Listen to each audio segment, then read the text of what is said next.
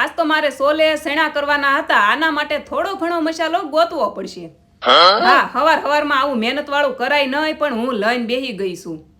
મેં વઘાર કર્યો ને એટલી વારમાં ઝીનું જાગી ગઈ અને એ કામ કરવામાં લાગી ગઈ. એટલી વારમાં મારા સોલે ને સેણા રેડી તો થઈ ગયા, પણ આની હારે ભટુરે હોય ને તો મજા આવે. પણ મેં તો જો રોટલી, હા, હવારમાં કારે બધું કરી રહેવું એમ થાય. મહેનત વાળું લઈ લીધું થોડુંક. મેં વાગી ગયા 4 અને માથા ધોઈ નાખ્યા. ત્યાં કૃષ્ણ આવી ગઈ અને સાથે સાથે મારા કાકાની 2 સિસ્ટર. પછી હું પાર્ટી.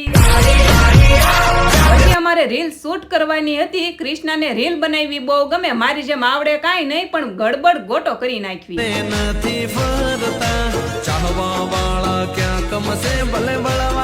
પણ અમારા બાલીબેન અરે જોરદાર એક્ટિંગ કરે.